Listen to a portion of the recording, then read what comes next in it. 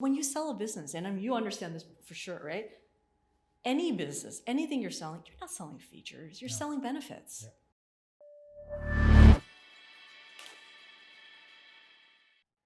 Hey guys, welcome to the BloomX episodes of 2020. Got a great lineup set up for you guys.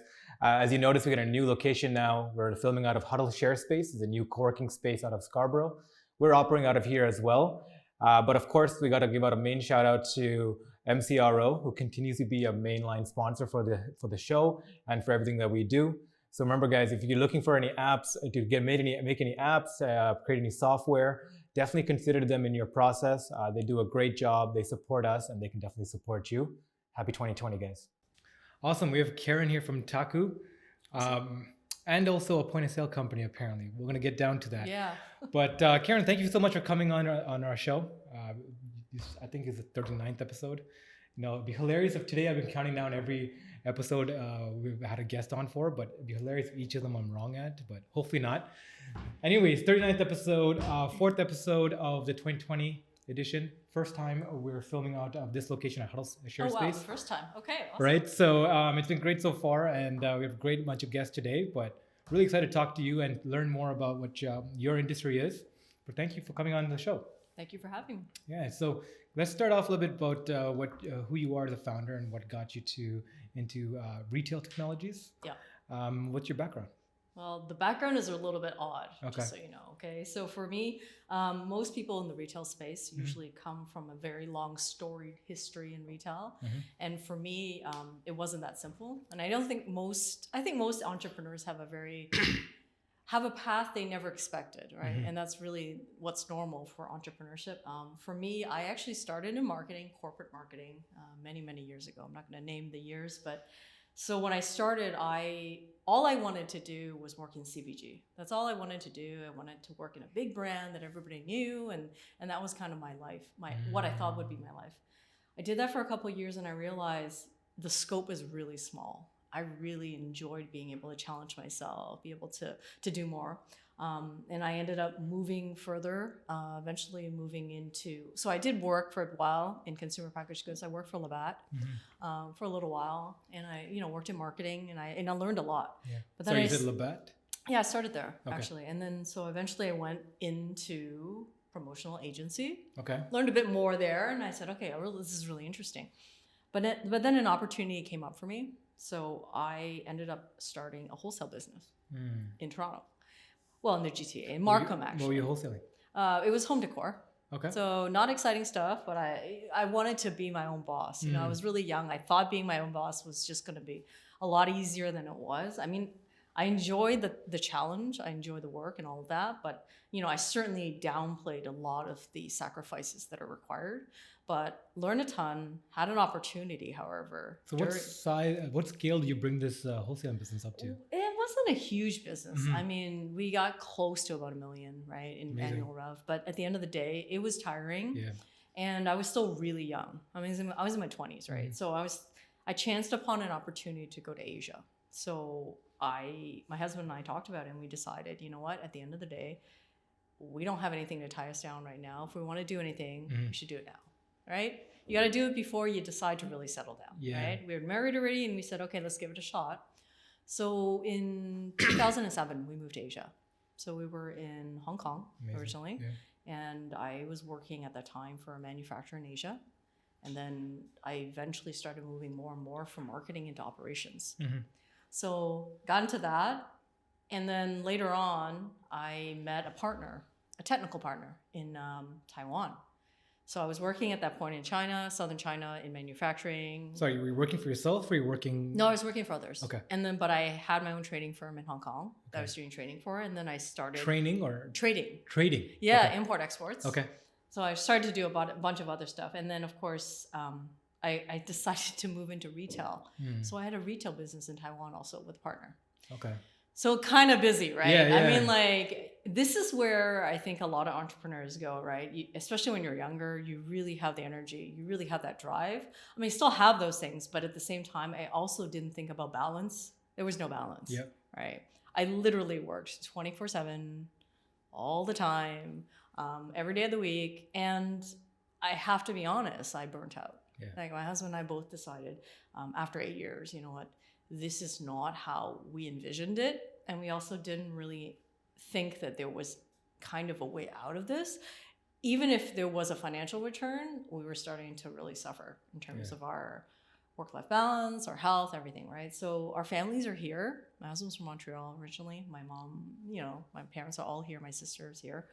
And we said we wanted to come back, and you know what? We're just going to get jobs. Right? That's what we thought we would do, right? So we got back. 2 months later, we were really bored by that point, okay? Again, something came up. And this is where life, you know, when they say 6 degrees of separation and the opportunities that come to you are unexpected. Yeah.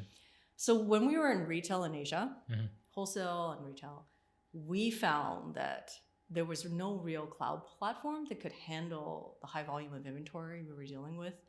And more importantly, we were unable to actually find something that could handle multi-language. Because I was dealing in Taiwan and Chinese, and in China, and don't forget, Taiwan and China is different because it's simplified traditional Chinese. And then I had English, obviously, for Hong Kong and for customers. So it was a real struggle, right? Trying to manage all of that. And I had an omni-channel business. So I had like online, e-commerce, then I had the in-store, and then I had the purchasing with the manufacturing and everything else. So it was like a big mess, right? Yeah, yeah. Everything was siloed.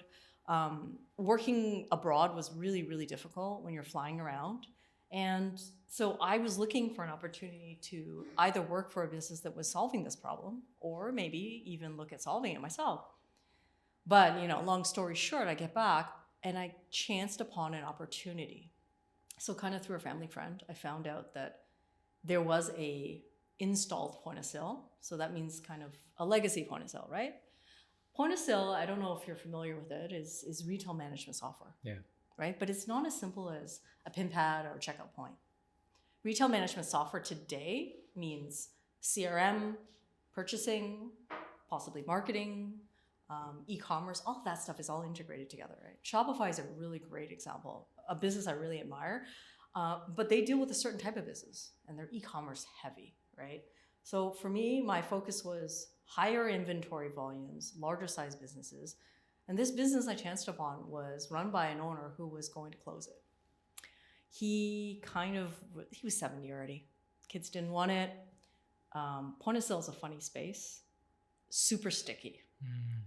So what that means is low churn. Yeah. You got that. Someone right? gets it. It's very, very hard to get out, right? Yeah. And a lot of our customers now, because actually what I ended up doing was I acquired the book of business. I didn't actually take over the business. I started supporting the business. Okay. So I created a business to support these merchants. So when I started, it was about 5,000 merchants across North America. We're at about 6,000 now. So we resell the software and we support it. And what I've done... Sorry, so you bought the book of business, meaning like you bought an existing business's clients? I bought the right to support them, to be the exclusive provider to them. So got you. So a company's already got a software into a bunch of businesses, right? Let's say a couple thousand. And you bought the rights to be like continuing support. Supporting them and also reselling. So the exclusive supporter, exclusive reseller. But what that gave me was, first of all, an ability to finance the build. Yeah. Because that's what I really wanted to do. I needed to build the next generation platform is what I found out. Because a lot of people don't focus on my market size. Our average customers are about $1 million annual revenue to maybe about 10 to 20 million. An existing customer of ours at ACE, which is the install base, is actually Corthadary. So we have some fabric blends, some Corthadaries that work with us now. And so our issue right now is we wanted to be able to serve this type of customer, right? Not necessarily the DTCs that you hear about every day in the news, not the Caspers of the world, right? Sorry, DTCs? Direct to consumer. Okay. Sorry, it's really common for us. Just gotta break down the lingo. Just gotta break it down. Yeah? Every industry has its acronym, right? So everybody's talking about those really sexy businesses, which I think are fantastic. But at the end of the day, there's so many established businesses that I think need to move now into you could say the 21st century, right? They need to now serve how current shoppers buy. Yeah. And people aren't doing that still, right? Think about how often you I was just talking earlier with Henry, right? About Google My Business. Think about how often when you're searching for a customer or you're searching for a store, you can't find them. They either don't have a website or their Google My Business isn't updated. It's really frustrating. I've had the Absolutely. same problem even with banks. Yeah. I mean, how frustrating is it? You rush in to get somewhere and they're closed early today because they didn't update their hours, right? Yeah. So that's the kind of thing I wanted to close that loop on. To me, it's all about the ability to get in front of your customer now before they get to the store, before they even shop online. And it's actually not a scenario where a lot of people are like, oh, you've got to go e-commerce or you've got to go in-store. It's not about that anymore. Personally, shopping, it's a customer journey now, right? Like, when was the last time you bought something without checking reviews, asking a friend, looking on social media? It's not that simple anymore, right? There's a million touch points before you put your money down, right? And that's where we need to now get into the conversation. And so for me, it was about building a hub that could deliver on that. No, absolutely. I mean, the fact that you went into this business in this kind of manner shows It's that... a weird manner, isn't it? No, I think it's the smartest way possible. Because point of sale sales is one of the worst like holes you can go into. So we actually deal with a lot of we talk to a lot of like point of sale companies, and we deal with them, and it's a pit, right? Because like you said, the churn rate is so low. Yeah. Companies don't, like restaurants especially, storefronts do not change your point of sale systems. No, they rarely. Right. And then the other side of it is, I mean, there isn't necessarily, it's not that easy too, right? To be frank though, a lot of people think it's easier because it's point of sale. And we only deal retail, we don't even do restaurant, right? Yeah. But retail, I mean, there's inventory management. As I said, there's customer management. You start getting into customer loyalty points, your price points, your promotions.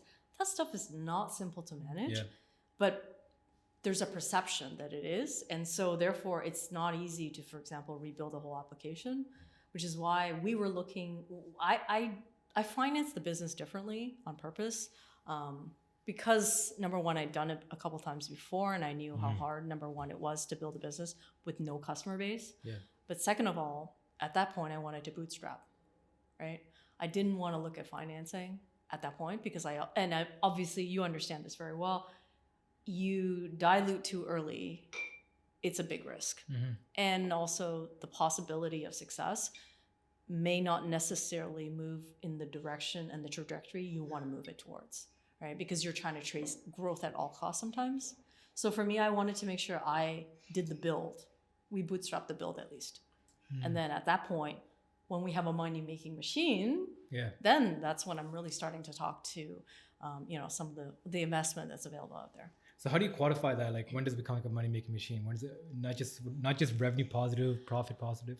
Well, at the end of the day, it's product market fit, right? For me, I have the advantage because I chose to find a customer base first, albeit it wasn't easy because running a business that is, frankly, a harvest business, right? It was on the decline for a reason, right? Is because, more and more people want to look for cloud, but I find that it's easier because number one, I was able to build with validation. Our customers worked with us on the build. We have immediately some beta customers. We immediately have transactional, an easier way to jump into transactions. And then more importantly, it's the network. Okay. So my existing integrations, for example, they're all partners right now. So I have relationships with all the processors that I need, right? All the marketing integrations. We work with MailChimp, we work with Shopify, we work with all the payment processors with my legacy business. So moving into the cloud was a lot easier. Right? It's not easy though, managing two businesses. So you have to make sure there really is some complementary processes. Otherwise you really are struggling to kind of deal with two separate entities, right? Absolutely. And so TAKU is the new cloud-based TAKU system Labs, now, is the company. that you now you pretty much resell to the existing client base, as the upgrade. Well, actually, TAKU Labs is something. So we've built TAKU Retail, which is the actual platform, and we built that for 2.5 years. We're now actually the only POS system that is integrated to Google. So we're a strategic Google partner. Okay. Because we have some interesting integrations with their Google My Business, their geolocation ads and things like that. And we were actually launching this quarter. So we're working together with them. We've been beta testing with these existing customers. We have some fantastic support behind us right now. And this quarter is actually when we're really starting to move in. Can we bring the website up? Yeah, thanks. This is awesome. So let's talk about that Google integration a little bit, right? That seems pretty unique. How does the integration work? Well, I was talking about the customer journey, right? Yeah. So part of the issue right now is people need to be found number one, as a business, before the person's out the door, right? If I'm looking for a certain type of thing, when I do a Google search, I want to be able to pull up, I want my business to come up, right? If I'm a merchant or any type of business. So that's one thing. What we did is we integrated to Google My Business right now, and we've integrated to Google Ads. So I don't know if you've ever searched on, let's say, look for something like glass top stovetop cleaner, right? If you do that, you often will find things like Canadian Tire ads, which actually will tell you exactly where to go. So in the past, these type of ads were only available to larger retailers. So what I've done with our point of sale is we've directly integrated our point of sale, just the products though, obviously, no personal information, to Google. So what that means is you can select the products you want to run ads on, and anybody who's searching within a certain vicinity of your store are going to have ads show up and ranked higher because they're actually geolocated ads, geo-targeted ads. That's freaking amazing. Yeah, it's really cool because, and what we've done is we've added the ability to control your ad spend. So for example, like I was talking about earlier, you're looking for a Nike pair of shoes, and a customer of mine, a merchant of mine is using our point of sale and they're running ads on that. You're within, let's say, a 10-kilometer radius of that store. Well, that ad's going to come up now and it'll tell you their stock. And the good part about it is if you sell out that day, the ads are going to turn off automatically. So the good thing is you're not spending money on ads for things you don't have anymore, right? That is actually the other half of the problem with advertising sometimes, right? You actually spend money, but you, first of all, don't know if it actually incurred a sale. And second of all, you don't know how to stop the ad because you can't match that inventory level with it. It's a huge problem right now, even to this day. No, absolutely. I mean, that's interesting enough. Like the fact that you can run ads above current inventory you have, and make sure that the inventory matches with what the ad you put up. But but like this is something I thought about earlier as well, right? Like a searchable point of sale system, or like, you know, all these different stores and different verticals have all their stuff listed, and you can search it. So if you go on Google and you search a product, could it come up, or only just ads for now? Well, it's a combination of things. So the Google My Business component is completely free for merchants, right? So what we do is we integrate your store information in your point of sale directly to Google My Business with your store hours. And we actually put a kind of like a showcase of products underneath. That part is completely free. So you don't have to spend, you know, any money on that. It's only when you want to do geo-targeted ads that you actually will have to spend a little bit of money. But it's not actually as much as most people think, right? A lot of businesses that are out there that are established run flyers. They still run a lot of radio ads, and those are still great platforms, right? Yeah. But at the end of the day, you also want to start engaging with people through mobile. Yeah. And the easiest way to do that to this day right now is still digital marketing, right? Absolutely. And so for my customers, for as little as, you know, $5, $10 a day, you can get in front of a certain number of people. And remember, the good thing about that kind of spend is you don't pay unless somebody clicks. Yeah. Right? So it is actually actionable, targeted people right when they want to buy. That's pretty cool. So this is like so is this, you said you're one of the first point of sale systems to integrate with Google? We're the only one right now that is integrated. Yeah. Okay. So can we, Dale, can you bring up Google My Business? Yeah. That's what it's called, the program? No. Google My Business is actually a Google platform is free, which creates a profile for any merchant who wants to be found. So if we look up, you know, Bloomex right now, you want to be able to find out all the information, because oftentimes you know a company's name, but let's say you want to actually go to the store. Okay. Right? The first thing that happens if you type up a store name is you want to be able to find their address, their phone number, their store hours, right? Any reviews. So like the store's exactly, right? And that Google provides us completely free, but in the past you had to manually update it. You had to constantly keep a separate application, get separate notifications. Now we're saying, okay, forget that. You're a merchant, you're busy. And is this the same as like when you go on Google Maps and you say clean my business? Kind of like that, yeah. Kind of like that, right? Well, actually, if you have a Google My Business, you automatically are found on Google Maps. Okay, yeah. Right? Okay. So it's kind of the same thing, yeah. No, definitely. So you guys allow the customer's inventory to be now lively linked? We do the store information and the inventory. Okay. Yeah. And what's like, is that feature live right now? Is it running? Yeah, it's part of, well, we have the beta right now with some existing other customers from the legacy platform, but it is live. And when we launch that, it's going live together with it. And we're also launching campaigns. Amazing. So that means that you can now run ads by just saying, okay, I want to run these bunch of ads. This is my budget. Just hit start. Yeah. So you don't have to even understand how to run a Google ad, because that was the other side we found that was a problem, right? And I think you understand this, right? Part of the problem is that a lot of businesses, when they talk about digital marketing, a lot of people still have a lot of, fear of what it means. It's not the same as holding a flyer in your hand. It's not the same as seeing a TV ad or hearing a radio ad. Yeah. I don't know if it's out there in the ether, right? Yeah. So for a lot of customers, they want and are afraid to actually start these campaigns because they're like, I don't know how to hire somebody to even run these ads. So we said, okay, let's make it as automated as possible. There's some great machine learning tools out there that Google offers to do this. And you might as well use some of that AI that Google offers and actually run those ads without actually taking that risk.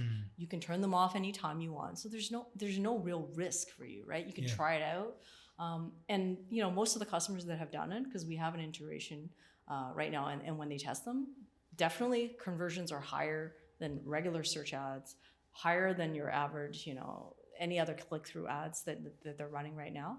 And it makes a lot of sense. Yeah. Right? If somebody's looking for something in your area right when they want to buy, it makes sense that you want to link that together. Absolutely. And so we were really lucky to have the opportunity, and I'm sure Google is going to try to expand a lot of these type of functions with other point of sale systems too. But like for us, we have a certain size of customer we want to deal with, and we want to help. And another thing we did was we made it multi-store, for example, right?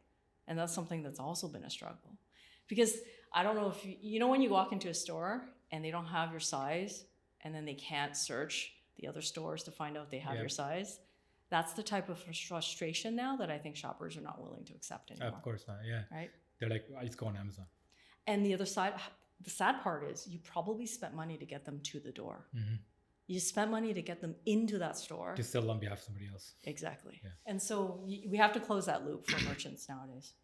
Yeah, I mean, that's really interesting. I mean, the searchable component, making your inside of your store searchable and at scale, right?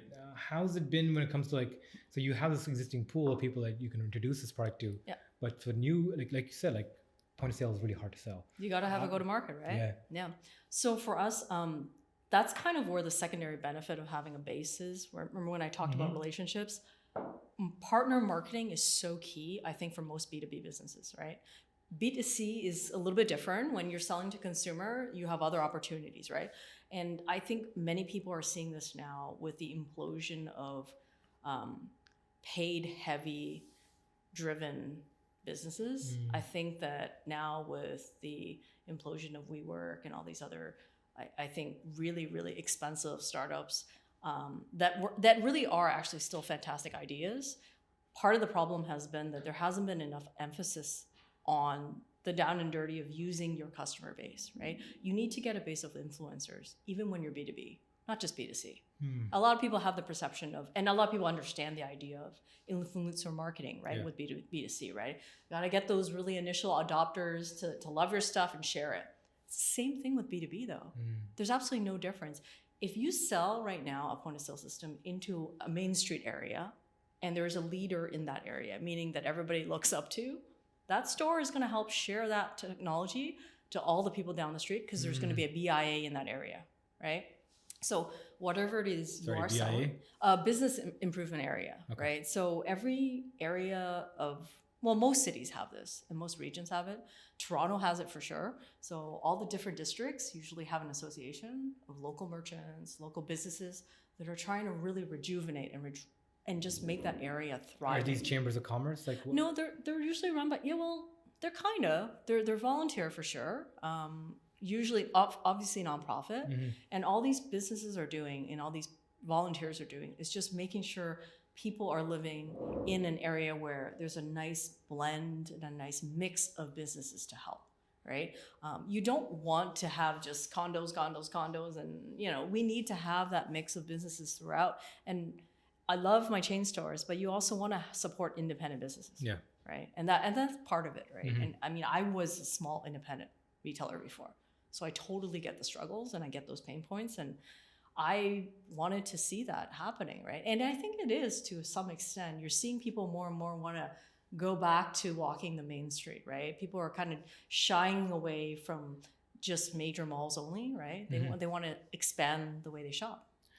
And like, let's talk a little bit about the Google integration. Yeah. Like, how integrated it is within Google's features. Like, could people go on like Google Lens, search up an object, and it'll connect them to the retail? I've been chasing Google for that. Yeah. No, because they haven't even launched that in the US. Yeah.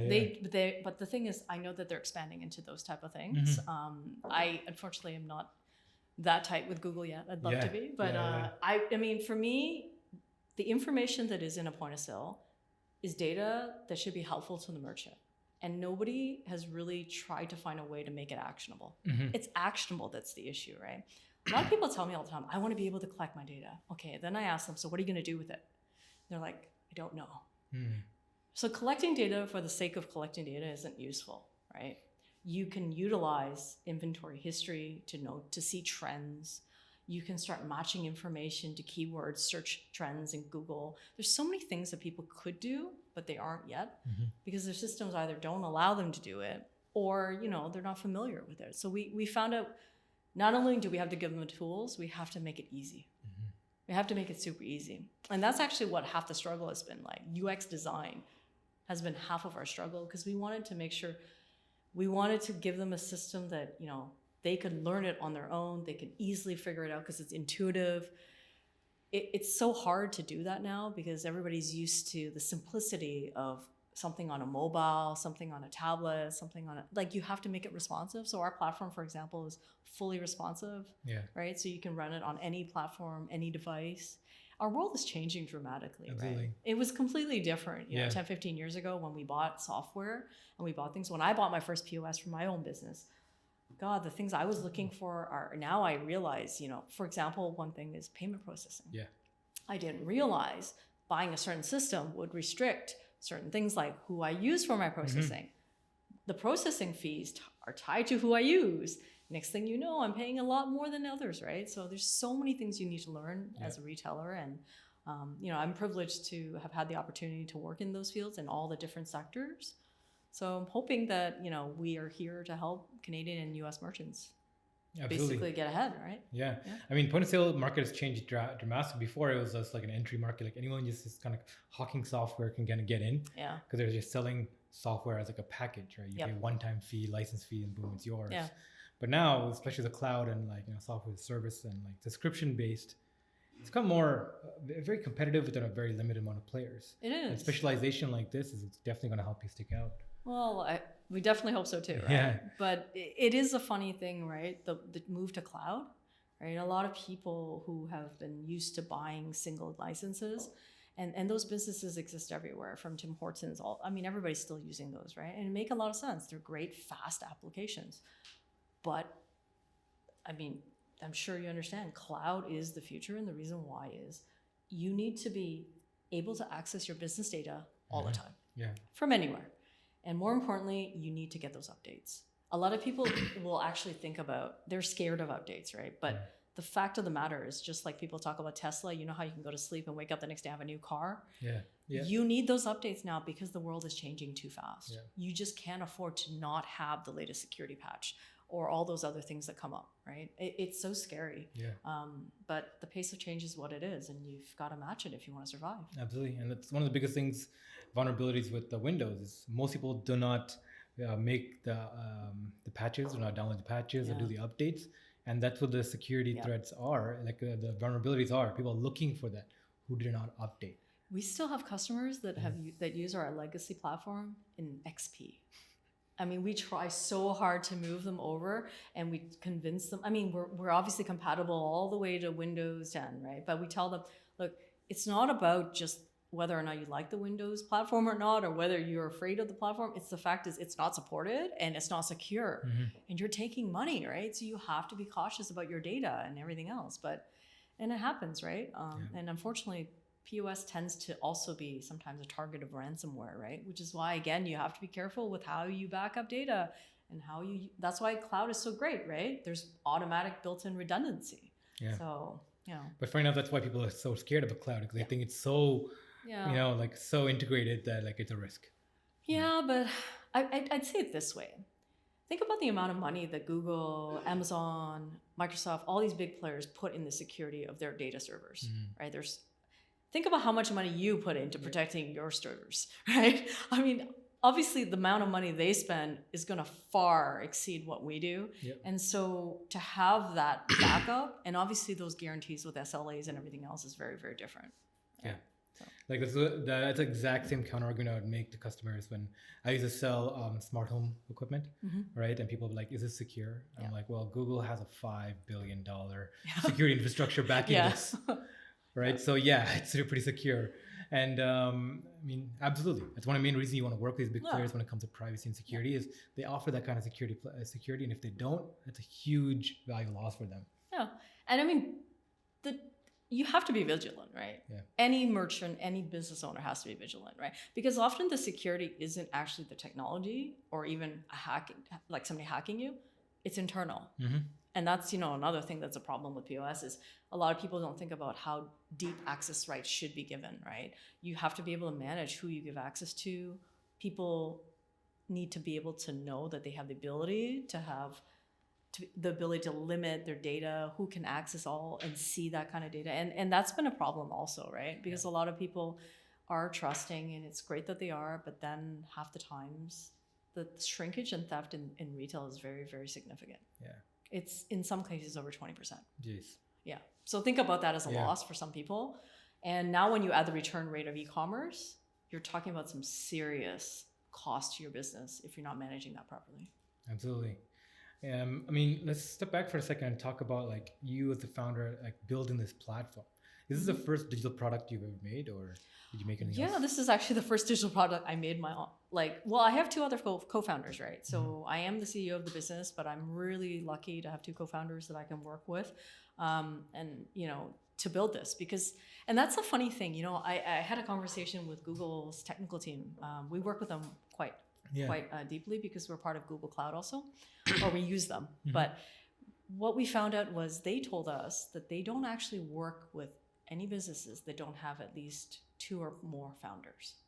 And at first I thought about it and I said, that's actually really smart because the reason why is you don't want to be in a silo. You don't want to be in a vacuum, right? If you're building something yourself, over 3 years later, everything's perfect. Everything's great because you built it yourself and you obviously think that everything you do is great, right? It's really, you need to have people you can bounce opposing views off of and be able to get that insight from other point of views, right? And it's really hard when you're doing it by yourself. I mean, it's hard enough as it is, right, with just a team, but you need people at the same level as you, or at least similar levels as you, to be able to get that real engagement going, right? Yeah, absolutely. So, I mean, let's get into the nitty-gritty of that, because like building a digital product is so, I mean, for people who are not in that game, it's such a jarring aspect because there's so many unknown variables into it. Yeah. So did you rely mostly on your partners? Are they more technical founders? Like they take care of the actual builds, or how involved were you in the building of the product? When you build an application, the way I built it is because, and actually point of sale is funny that way too. If you look at most point of sale businesses out there, most of them are often built by people who were in the space. Yeah. I mean, even Shopify, right? Toby himself, he had a retail business, right? Yeah. A lot of POS founders had a business at one point, and I myself am not different that way, right? So the use case of any application, all those use cases, the business logic, all of those things often don't necessarily come from the technical end. They come from people who have experience in the space, because building an application doesn't mean anything if you don't have a value proposition that has a pain point that you're delivering on. So what you want still is to be able to pinpoint what problem you're delivering on and really know what features and functions, and like people talk about technology for the sake of technology often, right? And that doesn't work if there isn't a market for what it is you're selling. We're still building something that needs to be sold, right? And that's unfortunately sometimes some of the difficulties for a lot of people who think that it's only technical. And I say this because the reason why we got together with our co-founders and co-partner is because he actually is technical. He's really great programmer, and he's actually very, very familiar with the space. He's actually Persian and Iranian, and so he had his own retail point of sale business actually for over 10 years in Iran. But he told me when he did it, he struggled to sell it, because for him, his focus was always just the technical, building features, always about the features. But when you sell a business, and you understand this for sure, right? Any business, anything you're selling, you're not selling features, you're selling benefits, right? You're selling, who is your target market? Is there enough of them to actually sustain what you're doing? And what are the benefits and features you're actually delivering on, right? Like, it doesn't make a lot of sense sometimes to just talk about the technical side of things. It's funny that you asked that question, but the number of times I've had to speak to either investors or other partners, the technical side rarely comes up. I mean, I do understand it and know it quite well because we built this application together, but even then I'll be the first to admit I don't have technical background, right? But most people, what they want to know is, what did you build and why did you build it? Yeah. Right? They want to know those things first because you have to be able to sell it. Yeah. Unless you're doing it for fun. That's such an interesting answer you said, because, I mean, this is what we forget sometimes about businesses is that there's an operation side, which is what the business actually does. Yeah. But on the front-facing side, which is like, how it projects itself and gets things moving. Yeah.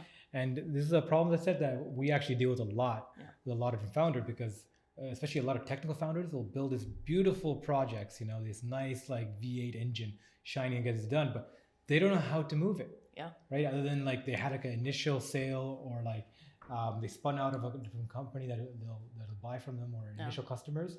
After they have that initial growth curve, they don't know how to replicate this. Yeah. And they don't understand that sales is its own process and own thinking. Whole other thing, right? Yeah. Exactly. Because you don't need just go to market. Go to market is so important. You need to lay that all out.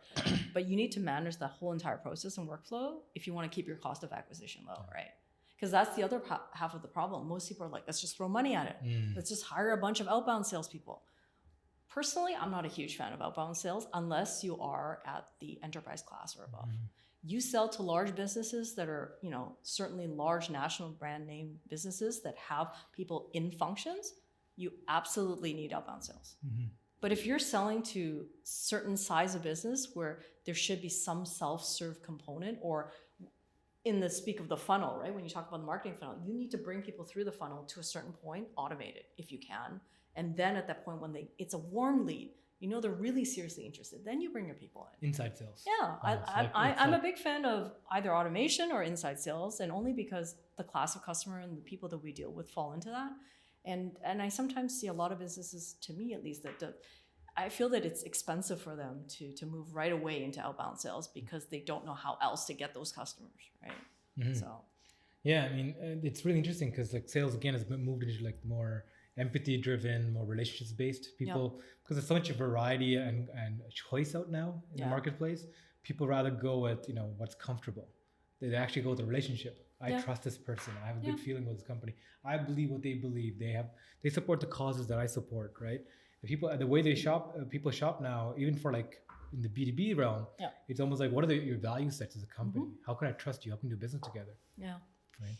Oh, and a lot of things it's just a continuous, sometimes it feels like you're on a little wheel and you're running, but the good thing is technology is actually improving a lot of processes. And a lot of people sometimes don't realize how much there is out there that's affordable also for small startups. Yeah. And that's the space where I'm often, that's why we started working with, I mentioned to Henry earlier, I'm starting to actually teach kind of part-time as part of the IC program at York or at Schulich, because I'm an alumni there.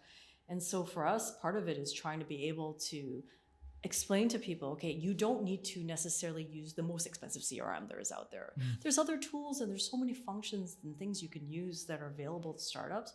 And we are obviously very, very blessed right now to be in a space, in a time in which startups have so much support. I mean, it wasn't the same 10, 15 years ago, right? Of course not. Now, besides financing, you have the ability to almost every B2B technology that's out there for startups has some type of trial or startup program, right? Intercom is a keen example of that, right? They have a trial program for the first year. You're going to have very, very subsidized rate on things, right? Yeah. The famous one is obviously HubSpot, right? Everybody knows about these things, right? But you need to also search these out, right? And look through these, right? And a lot of people sometimes don't know where to start. That's the unfortunate thing, right? Yeah, yeah. No, I mean, like that's the main issue right now is like there's so much information out there for free. Yeah. And yet people don't even know how to sometimes get to them because it's like the knowledge gap, right? Of the unknown unknowns. Yeah. This is what institutions like Y-Space and the Hub and these innovation centers, right, are so important, because they give like a guided view of a place of connection where like more seasoned people or people hyper focused in that particular solving certain problems, business problems, can come in and kind of evaluate and give you kind of feedback, right? Like how imperative has that been, like that process been, being part of incubators? And I think that incubators are some of the best ways in which you can build a startup. I'm part of Venture Lab, which is actually in the York region. I'm also part of Communitech. And being a woman in tech already is challenging, right? But at the end of the day, it's the same problems for everybody. And for me, I honestly had no idea all the programs that are available, all the grants that are available, all the advisory programs that are available. And so to me, the first place you should go before you even really, really jump into, I think, entrepreneurship or startup is to understand, okay, do I have the support group around me to really understand, am I making the right move? Or even have somebody to talk to explain how people normally do this, right? Because I had no idea. I honestly had no idea. I didn't know. I knew about Shred because I heard about it from somebody else. I didn't know anything about, IRAP. I didn't know anything about all these OCE programs that are fantastic. And now that I am part of Venture Lab, I've been there about a year and a half. And not only are we given access to really like A-grade office spaces, it's also the advisory, right? I get to talk to them about, okay, I need to learn how to pitch, because I was just starting to do that, right? Pitching to investors and pitching to partners is so different from pitching to customers, right? I knew how to pitch to customers, but when I was talking to investors, they didn't care about like the features, right? They want to talk about what you're doing with your go-to-market. They want to talk about these things I didn't understand. Heck, I didn't even know half the terms. What was an LTV? I didn't know what an LTV was. And so just that terminology is basic. And you need to know what you don't know. And you need to know what questions you don't know how to answer or ask, right? So what's amazing is like the emergence of startup culture, right? You get immersed into this world, where like everyone is kind of doing the same kind of thing.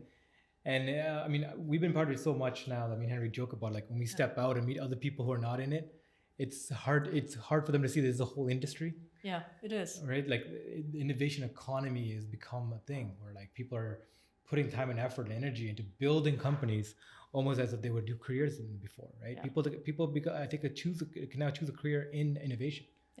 Well, I mean, Canada is really thriving, and I think we're blessed for so many reasons, right? Besides all of the natural resources and things we have a very diverse population.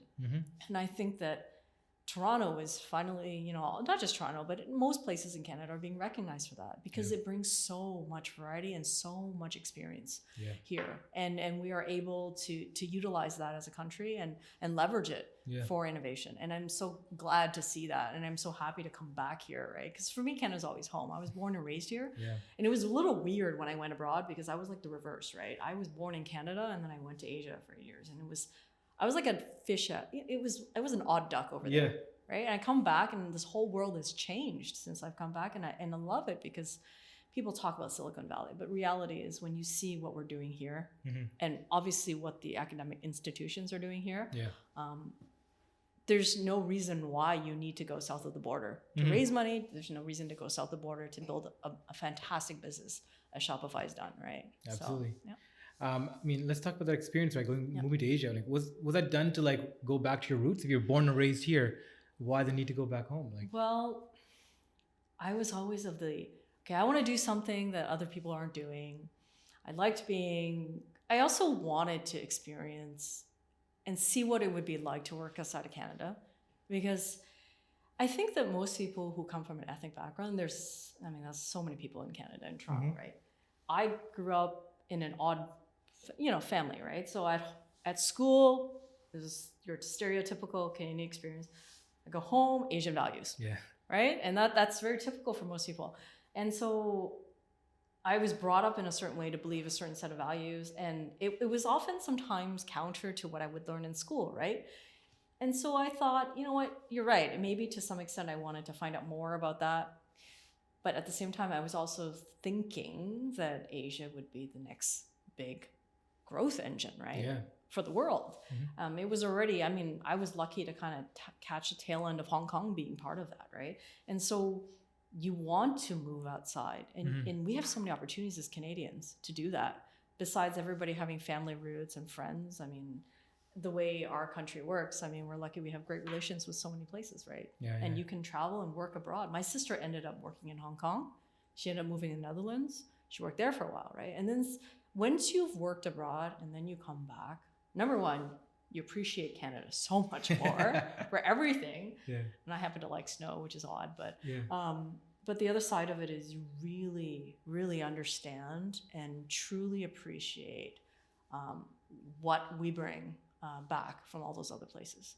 And you know, working in retail, I loved working in Asia just because I got to see a whole other world. Any of learning, retail. any touch points? My God, yeah. Like, well, when I was there, I mean, the whole idea of cashierless, I mean, that had, people talk about Amazon Go in the US now. I mean, they started that 8 years ago in Asia, right? So a lot of stuff that sometimes we feel is advanced here may have been, you know, they're ahead of the curve in some areas in different ways, right? So I would just say travel more and open your eyes more, right? And part of it is being able to do that. And being Canadians, you know, we're so welcome everywhere. It's fantastic, right? And also the good thing is a lot of people have 2 languages at least, right? In Canada, whether it's French or English or not, or whether it's a third language, that gives us a huge advantage as a country, right? And I think people need to do that more. I think sometimes growing up in just one place and being afraid to move around, even within the city. I mean, think about it. When I grew up, actually, I was born and raised in Scarborough. So I'm also from this area. And so I grew up in this area, but then, you know, my parents wanted to move out of this area. But my parents have never, ever ventured west of Yonge, right? And I have friends in the west side that never venture east of Yonge. Yeah, Toronto's a weird city like that. People have that line and then they don't cross it. Well, that's what I'm saying, right? At the minimum, we should try to do things a little bit more outside of the box, right? And I think that's something that is happening more and more with the type of innovation culture that's happening. And, you know, travel is part of that. Yeah, absolutely. I mean, me and my wife talk about that too. Like, we're always been in the East and we've always lived in the same kind of areas. And it's really hard to even think about moving somewhere else. I mean, we want to, as much as we discuss, like, yeah, it would be great, but it is so far. It's strange, isn't it? So right? strange. It is very, very strange. When the most west I've ever lived is now. Actually, I live downtown now, but you know, Bathurst is the very west end of my world for the longest time. Right. And it's weird how we can be a little segregated in our city. And we should try not to, right? Even if your friend is 45 minutes, an hour traffic away in Mississauga, you should go, right? What's hilarious is like we actually went to the same elementary school and middle school.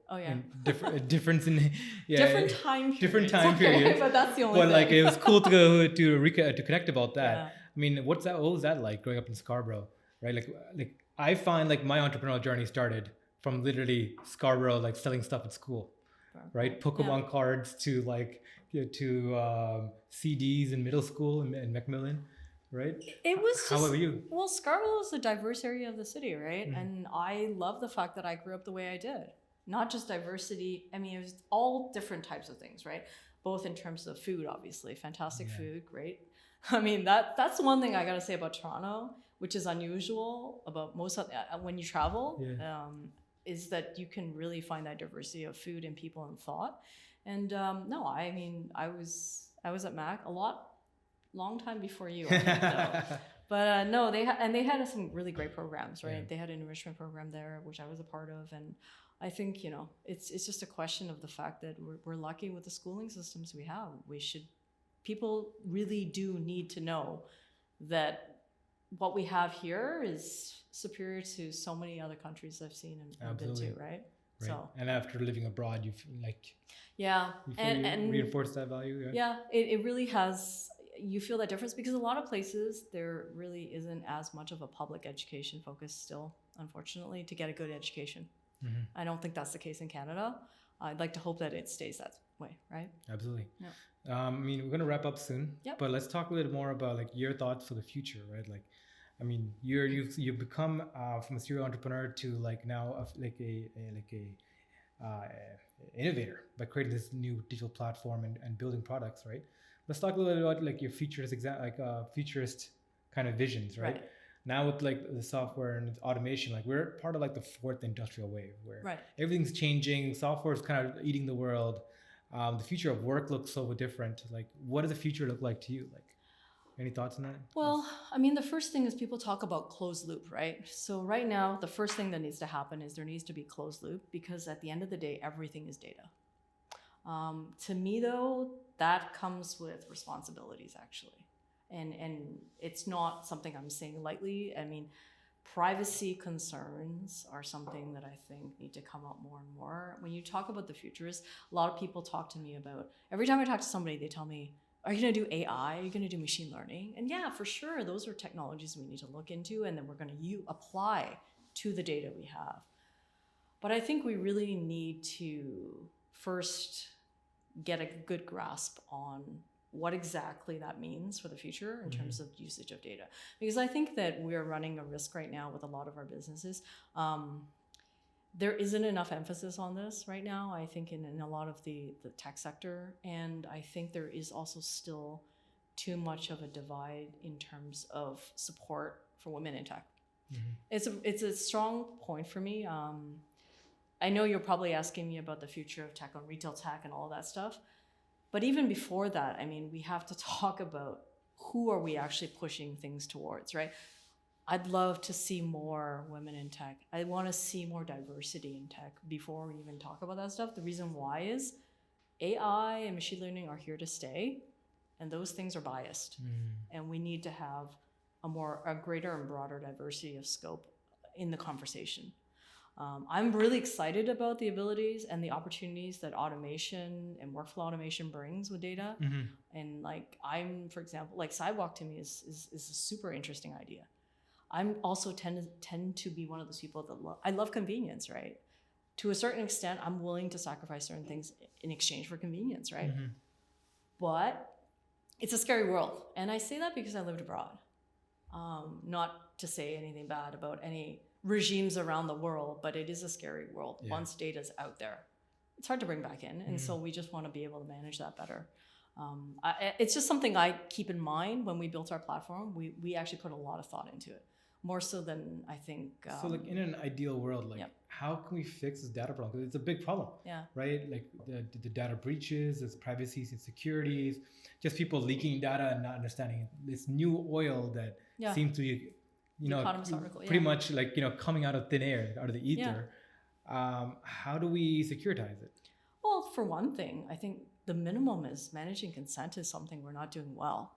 I mean, we're building and trying to build platforms to manage that, because that was one thing I was reading recently. We have another, some great retail experts in the city.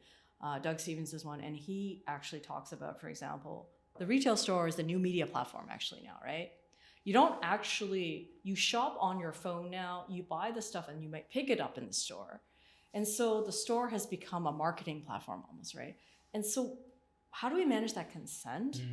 I mean, I'm not gonna be able to solve that problem by myself, but I'm just saying that we as business owners need to build the mechanisms to do that in there, so that, to me, for example, when I say a merchant should be able to use their data to sell more, I give a merchant the ability to actually say, okay, for me as a business, I'm the one who's hosting it. Do you give me consent to do certain things with the data? If you don't give me that consent, then we're not going to do that. Then you pay this price. And then you have the ability to say, okay, we actually work with Nielsen, for example, in this way. We actually do have an ability to do that already with our legacy application. What happens is our merchants give consent if they want to actually sell their inventory sales data to Nielsen in exchange for Nielsen paying for some of their fees. So what I'm trying to say is people should get value for their data, and they should know where their data is. It's not easy, and I'm not judging any businesses if they haven't necessarily solved those problems yet, because it is huge, right? Right. When GDPR came out, I did an audit of my business, and I was trying to figure out where all the data was. I found 72 touch points. So any data that's in my business has possibly up to 72 different applications touching it. Our previous guest talked about this, like how Google this year launched a audit service. Yeah. Like any company that is working with large data sets have to do. Yeah. They're working through their platform, Yeah. and it costs like $75,000. Yeah. Is that something that you had to do, or? No, but I mean, we just need to be. Well, I didn't have to do that specifically because of the way in which we obviously store the data and the way in which we actually manage it. We have obviously all the legal requirements for it, but at the end of the day, though, it's about being frank to the merchant. Okay, look, this is what we're offering you. When you ask for the ability to market to somebody, you need to get consent for that. You need to get written consent for that. It's also just teaching the merchants to do that. And even on our side, it's learning and moving on that, right? Absolutely. It's a conversation that's happening, right? They call it privacy by design, right? That's a huge thing. I mean, Ryerson University with Dr. Kavukian actually came up with that, right? And so it's something I think we just need to put more focus on. There's no solution yet. It's just something we need to work on. Yeah. Right. And like another thing to ask is like you talked about like the retail location becoming like a marketplace. Yeah. I mean, one of the things that's interesting is, I mean, just like you mentioned, like you purchase online and you come to retail store to pick up. I mean, a large part of the physical location's appeal is someone to come and interact with the product. But a lot of people still want to purchase online. Yep. Right. So right now, I mean, you can go to a store, scan something on the Amazon app or the eBay app, Yep. right? Have it populate and purchase it there and walk away. Yeah. And like just avoid the hassle, take you to the cash register and paying or waiting in line. Yep. Right. I mean, I rarely go to the malls anymore, but my wife went in on Boxing Day. Yeah.